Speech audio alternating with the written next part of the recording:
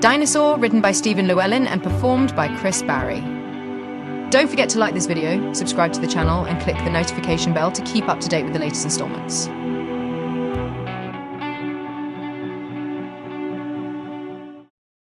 Chapter 12. Prime Medieval. Near the top of the New World, a hatch opened on the starboard side. The opener of the hatch dropped a large package on the deck, just inside the ship. It landed with a wet slap. The sun warmed it quickly, making it bleed. The black-clad figure pulled the face from the hatch's locking control panel and began ripping out the cabling behind. Once satisfied the controls were well and truly out of commission, they walked quickly but calmly back into the heart of the vessel. "The earthworks are going well," stated Baines, "and the animals are leaving us alone for the moment. Now, where did you want to build the castle again?" "I think you mean the motte," Douglas answered in schoolmasterly tones. "What we're working on at the moment is the bailey. Did they teach you nothing at loony school?" Loony was the slang term given to people who were born on the lunar sphere. "You know, I was always rather proud of being the first loony," replied Baines. "But the way you put that little inflection into the word makes me question the wisdom of telling anyone ever again."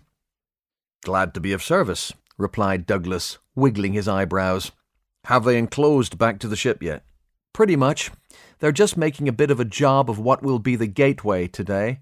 After that, we'll need timber for the palisade and gates." "Well, that herd of Argentinosaurus felled plenty of lumber for us. We'll just have to get the machinery over to it," said Douglas. "Don't suppose our friends have left yet?" "No such luck. In fact, Natalie, who's been keeping an eye on them, as you know, has noticed they're getting a little bit rowdy again." A shadow crossed Douglas's face. That lot getting rowdy could make a Glaswegian bar fight look like a tea dance. "Can we no distract them? Keep them busy?" "I don't know. Find them something to do?" "They're not spaniels, James. However, it has been a couple of days since their feast. Perhaps we could send Lloyd out to barter for wood?" Baines suggested innocently. "Aye," said Douglas. "Now he's back behind bars, we need to have another chat with him." Just before I returned to the bridge, I took the sergeant, Dr. Wright, to search his quarters again. We haven't been in there since the first search following his initial arrest. "He hasn't been back in there, though, has he?" asked Baines. "No, it was just a hunch," said Douglas with a crafty smile. "But guess what? We found one of the missing packs of plastic explosive from the escape pod docking bolts." Baines looked astonished. "Really? But how?" "Exactly. It is remotely possible that we missed it the first time round, but I sincerely doubt it," said James triumphantly. "This must have been the work of our mysterious Blue Eyes." "But why draw attention to the fact that she's out there?" "The cat is well and truly out of the bag on that one, since the attack on the Sarge whilst Lloyd was there at the same time, albeit throwing up. I think that this move was meant to sink him finally. I reckon she's thinking that now we're here with our new fledgling and highly unstable little society, someone will call for his blood and he'll be dealt with. Let's face it, we're hardly likely to believe a word he says, are we?" "Do you think Lloyd knows who she is?" Baines asked thoughtfully. "Would you trust that sort of information to a man like him?" "Well, no. But are we abandoning the idea that they were in it together, then?" "Maybe," Douglas stroked his chin thoughtfully. "Maybe not. It's possible he had dealings or arranged drops with this person without knowing her identity. Wright thinks the fingerprints on the explosive are a match for Lloyd's, but he's checking to make sure. I think Lloyd's up to his neck in this, but by the same token, I suspect he's been used too. Just a fool and his vanity." "You sound sorry for him," Baines noted with surprise. "No. Well, maybe a little," said Douglas. "He's a pretty tragic figure now. It's hard to imagine anyone ever being more alone." Baines leaned forward. "He may have been Mario's murderer, James. I have to say, I'm not running over with sympathy." "I know. Just wish we could prove it. I'm going to interview him again. Fancy coming with?" "Definitely. He's locked up now, isn't he?" "Aye. Excellent. I'll bring the rotten fruit with stones in. Perfect. Dr. Wright arrived at the bridge, carrying the black sports bag found by Bernstein Jr. He activated the door chime and waited. The small screen next to the opening and locking controls lit up with the face of Lieutenant Singh. "How may I help you, Doctor?" he asked. "Hello, Lieutenant. I finished with the black bag," Wright replied, holding up the item in evidence for the camera. "The captain asked me to bring him the results as soon as I had them." The door slid open. "Come on in, Doctor. The captain and the commander are both with Lieutenant Lloyd at the moment, but you can leave the bag here with me if you like." "Okay, Lieutenant. My report is on this data clip," said Wright, handing the items over. "You may be interested to know that the data clip we found in the bag did indeed contain the program that took over the ship's navigational systems. Giorgio Bacchini's checked it out and concurs. Now you have the program, will you be able to back-engineer it to fix the ship's operating system?" "No, Doctor," Singh replied sadly. "Unfortunately, during the crisis, we had to wipe the OS and reinstall from factory settings, so we've lost ours forever." Wright nodded. "Bad luck. Oh, by the way, Giorgio also identified the tool belt and tools as belonging to Lieutenant Lloyd. He's certain of it. Apparently, he and his brother Mario had a certain familiarity with Lloyd's tools." Singh smiled sadly at the memory. "Yes, I remember some of Jeff's equipment had the unfortunate habit of going missing for days at a time. With 2 identical suspects and no hard evidence, it must have driven him crazy." He sobered. "Maybe it did. Are there any prints or genetic traces on any of the items?" "Yes, all Lloyd, even the bullet." Singh whistled. "Looks pretty black for him, then." "On the face of it, but I'm not wholly convinced." "How so?" "It's just that the items are completely clean apart from these very deliberate prints," Wright explained. "What I mean is, it's like he picked up each pre-cleaned item once, then put them down and never touched them again. If they'd been handled in the normal way, they would inevitably have been smudged prints all over them. What's also weird is that they're all right-hand prints." "I believe Lloyd is right-handed, Doctor, so that would follow, wouldn't it?" asked Singh. "Not necessarily. If I took a number of your personal belongings or work tools, say, and checked them for prints, would it be likely that you only touched them once, and with your right hand only? I can't help noticing that your teacup is on the left side of your workstation. Are you left-handed, Lieutenant?" Singh looked thoughtful. "No, I'm not. Now I come to think about it logically, I'd have to concede that those prints do sound a little unnatural. So how do you think they got onto the items if Lloyd hasn't handled them? There seems little doubt they were his." "All I can say for certain is that each item was cleaned meticulously, and then Lieutenant Lloyd's hands, or should I say hand, touched each of them once," answered Wright. "The how and the why are not my department." Singh nodded. "I'd better call the captain with the main points of this while he's down there." He returned to his station to activate the comm and noticed a warning light flashing on the main pilot's console. "Looks like that's not all I've got to tell him." His first comm message went out as an emergency call to Sergeant Jackson. "Sarge, it's Sandeep. We've got an open docking airlock in Corridor 3 near the top of the ship. Can you get a squad up there straight away to check it out, please?" "Aye, aye, Lieutenant." Singh turned back to Wright quizzically. What the hell could have caused that? "I'd better let the captain know that something else might be going on too. He's not going to be a happy chappy." Douglas and Baines sat opposite Lloyd's cell. When they entered, the prisoner had simply rolled his eyes and then looked away, ignoring them. "Here we go again," thought Baines. "Déjà vu," she said. Lloyd remained silent at first, but clearly a retort was bursting to get out of him. "If this is becoming repetitive, Commander, you could just try, I don't know, letting me go?" he snapped at last. "We both know you haven't got any evidence to support locking me up like this." "No evidence?" spluttered Baines in disbelief. Douglas put a hand on her arm to calm her. "Unfortunately, Lieutenant, we have too much evidence on you. Our problem is trying to work out what you've done and what your partner is trying to make it look like you've done," he said. What partner? Asked Lloyd frostily. To whom exactly are you referring? That's what I'd like to know, remarked Douglas, when his comm chimed, interrupting the interrogation. Douglas, he answered. Captain, Sandeep, I need to talk to you in private, please. Can you find a quiet corner, sir? Aye, bear with me. He left the brig, sealing the door behind him.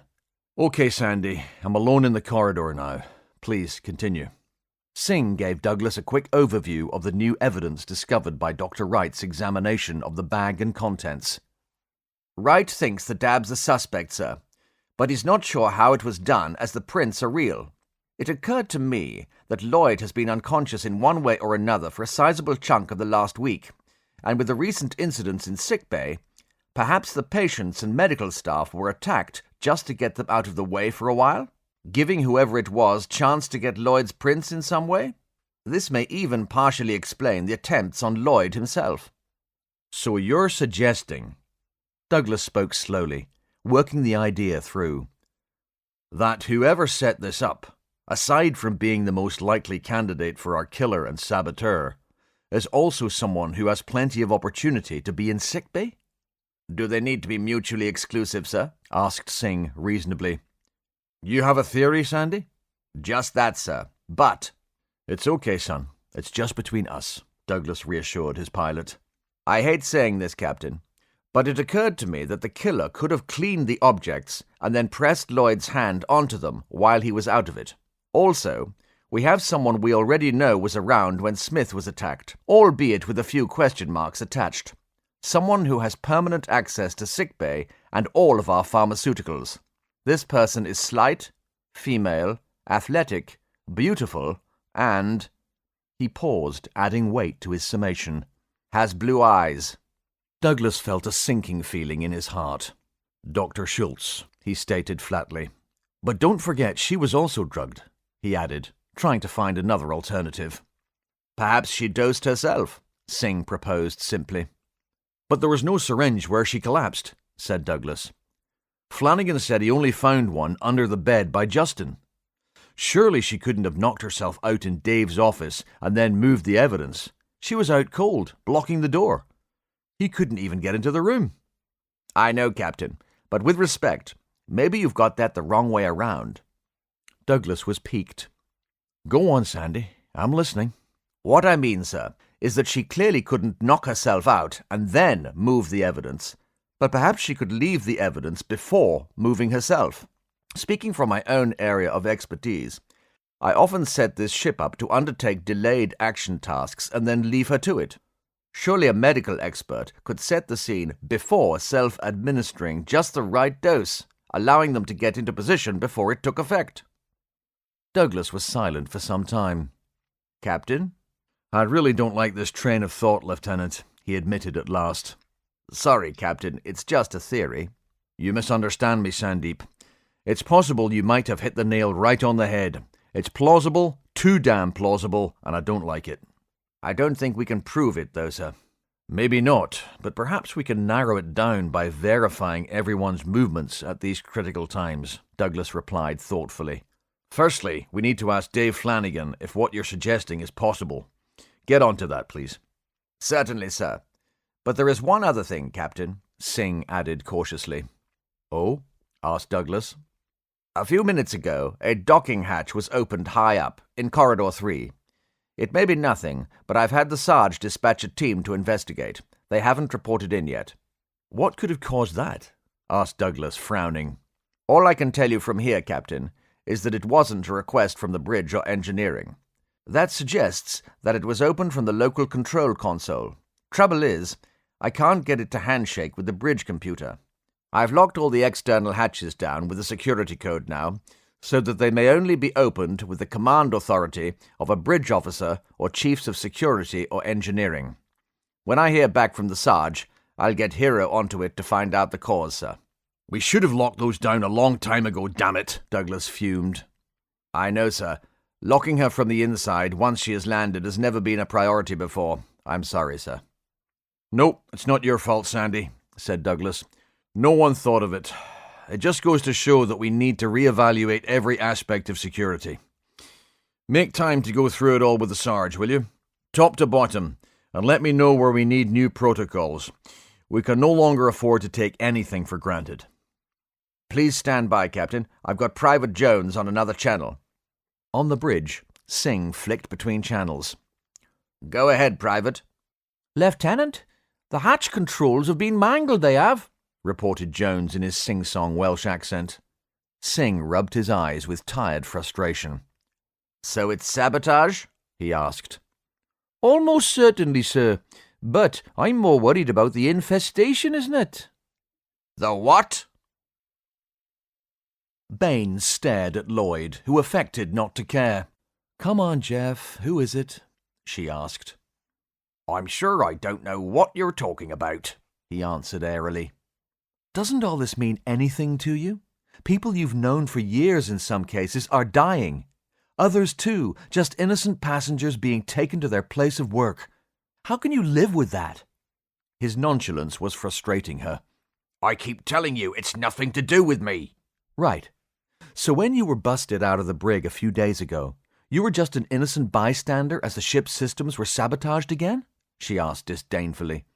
You may recall that I was seriously injured during those events, retaliated Lloyd, and have been in a coma for most of the time since. What do you want from me? He spat these last words, finally showing agitation himself. Tell me what happened when young Paolo was murdered, Baines demanded, regaining her calm as Lloyd lost his. I didn't see that, he answered sharply. What did you see? She asked patiently. Lloyd took a deep breath and let it out, relaxing a little. I was facing the other way when I heard a wet crunch and the sound of a body hitting the floor. By the time I turned around, a figure in black was bending to take the man's security key. Then what? Then they came towards me. Surely you've got all this on camera, he asked, exasperated. Baines smiled at him sardonically.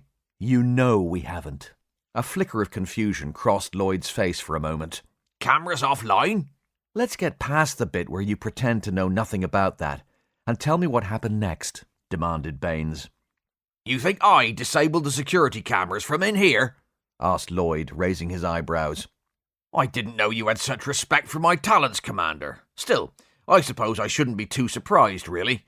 I must seem extraordinarily gifted from your limited perspective. Well, you know I've always been quietly in awe of your abilities, Jeff, she answered with false civility. By the way, the toilet is just behind you should you need to wipe your chin or anything. Your friend really has proven themselves to be rather brilliant, though, it seems. Your particular skill set, on the other hand, appears to be geared more towards being knocked out and caught. Don't get despondent, however. You've done a first-rate job on your end so far. Now, please continue. Lloyd gave her a look of absolute loathing. The arrogant man taunted. Baines smiled helpfully at him. What do you know about it? He asked eventually. Baines thought she heard just a hint of weakness in Lloyd's self-satisfied carapace of defence. Tell me about it, then, she encouraged. Impress me. What could I say? He continued, visibly pulling himself back together, much to Baines' irritation. Whoever it was let me out and told me to follow them. This person spoke to you? She asked, leaning forward in her seat with interest. What was their voice like? A man's? A woman's? Accented? Dunno, said Lloyd non-committally. Try again, Skip, said Baines witheringly. Their voice was distorted electronically, he explained with a shrug. Baines looked at him sideways for a moment, wondering if he was telling the truth about that. Her comm chimed, breaking into her thoughts. Baines, she answered. Jill, keep plugging down there, said Douglas's voice over the comm. I'm on my way up to the airlock in Corridor 3. Problem? She asked. Not sure yet. I'll call you when I am. Douglas out. Lloyd sniggered nastily. More trouble, Commander? He asked unpleasantly. Nothing for you to worry your little head about, retorted Baines, pushing her concern down. Looks like it's just you and me, she smiled wolfishly. Would you like some fruit? Douglas ran into Corridor 3 to find Jones and Thomas standing with rifles raised towards the open hatch. The soldiers' uniforms were torn here and there, and they sported some nasty cuts on their faces. along with what were clearly defensive wounds on their hands and arms. The question died on Douglas's lips as he skidded to a halt, gaping at the half-dozen or so bodies on the floor, all around them. Down in one of the storage cupboards aboard the life pod, a robbery was taking place. The perpetrator helped themselves liberally to all manner of goods. Long-life food rations, climbing equipment, a rucksack, 2 pairs of bicycle panniers, detergent, water containers, and tarpaulin, along with a few other necessities for living rough. Once every compartment of every pack was stuffed to bursting, the thief checked their rifle over and stowed spare battery packs within a multi-pocketed waistcoat. The weapon had recently belonged to one of the extended security team, who had been forced to exchange it for a concussion. The black-clad figure nodded with satisfaction, pulling out an old US Army 9mm handgun from a hip holster to check that it too was loaded. Making their way down to the vehicle pool, they swiftly set about stealing a bicycle. The bicycles were originally for use on Mars. The linked nature of the Mars pods and other ancillary structures, such as the ore and mineral mines, made them ideal transport for the lengthy connecting tunnels without using power. The bike's wide wheels, designed to deal with the mixed, rugged surfaces down the mines, would also make traversing the rough ground outside the ship possible. Furthermore, the bicycle could carry or be carried to suit the challenging terrain of a world without roads. The thief slung the panniers over purpose-made frames mounted above the front and rear wheels. Throwing the rucksack around their shoulders, they snorted derisively. How they had made these weak people dance to every crisis. The vehicle pool was deserted. The pod work crews spread between the core and plant rooms, busy with repairs to the power grid. The way was clear all the way to the main pedestrian airlock hatch. From there, it was a simple matter to power the control console, using the battery pack left by Douglas's first away mission, and then open the door. Nothing happened. They tried the process again. Apply the power, build the charge, and nothing. Hiro was alone in engineering. His security guards summoned away to help with some kind of search. He wasn't sure of the details, being far too busy working with the ship's operating system to be concerned with it right now. He had hated every minute since the reboot. No engineer worth his salt could put up with factory settings for long, and he was finding whole colonies of little annoyances every time he asked the computer to do anything. Tutting quietly to himself, he realized it was going to take him months to put everything back. The opportunity this created gradually dawned on him, and a grin spread across his face like butter on a bagel. It would take months to put everything back. That would be months of being able to legitimately avoid as much human contact as possible, tweaking every system as he went, and not forgetting the crowning bonus: the ship would be stationary while he worked. I can get it all perfect. He spoke to himself in hushed tones, almost reverently. Better than before. He was currently buried in an inspection chamber and began to climb out, intent on finding his work pads so that he could design a program of restitution. Even the thought of writing the to-do list gave him butterflies. He couldn't remember the last time he felt this content. Sticking his head out of the hatch and looking around for his tablet, his eyes, alight with excitement, suddenly crossed. This was an automatic response, enabling him to focus on the silencer attached to the barrel of the 9mm pistol pointed no more than 10 centimeters from his nose. Baines nonchalantly devoured an apple and some grapes as she read a comm message from Lieutenant Singh. The text file referred to the sports bag and its contents. Also appended were Dr. Wright's conclusions. Lloyd seethed in silence. Well, I did offer you one, Baines smirked. I don't want your damn apples, snapped Lloyd. I want to get out of here. Well, in that case, you'll be glad to know that if you're not forthcoming with the information I want, you may indeed be taking a trip outside. How do you like dem apples? You wouldn't dare, he glared at her. We've had this conversation before, remember? You have no law to hide behind now. It's justice, really, isn't it? Like all criminals, you've stepped well outside the law. And now you want the same law you contemptuously discarded to wrap you up like a warm, soft blanket? Only problem is, we've all stepped outside the law now, Jeff. Ain't no sheriff in this picture, she said, playing a cowboy accent as she ate another grape with great satisfaction. So why don't you get down off your high horse and start talking? It might just save your life. For example, you could start by telling me what happened after you were busted out of here. Why should I help you? He snarled irritably. Firstly, for the reasons I've just stated. And secondly, because your partner in all this has done everything possible to frame you, Baines explained calmly. Lloyd looked slightly stunned. Nothing to say? She prompted sweetly. He dithered for a second. I don't have any partner. I'm innocent. Baines exhaled deeply. Seriously, Jeff, if you don't give me something in mitigation, sentencing is likely to be rather swift and very uncomfortable for you. The sports bag containing the data clip, the one with the worm on it which almost destroyed the ship, was also found to contain your tool belt and a 9mm round, all of which had your prints on them. Care to discuss? Lloyd's colour drained. What's this? What bag? I haven't... Oh, and there's also the plastic explosive, Baines continued airily. Ditto with your prints on it, and did I mention the explosive was found in your quarters? He tried to answer, but nothing coherent came. Whatever your relationship with this person was, you've been hung out to dry, Jeff. You must see that now. She drove the point home. Look, I don't know what she... It was a woman then, was it? Baines interrupted. Lloyd swallowed. Baines, miming a gun with her hand, pointed it at Lloyd as she feigned the hammer going down with her thumb. She winked at him. Gotcha. Dinosaur, written by Stephen Llewelyn and performed by Chris Barrie.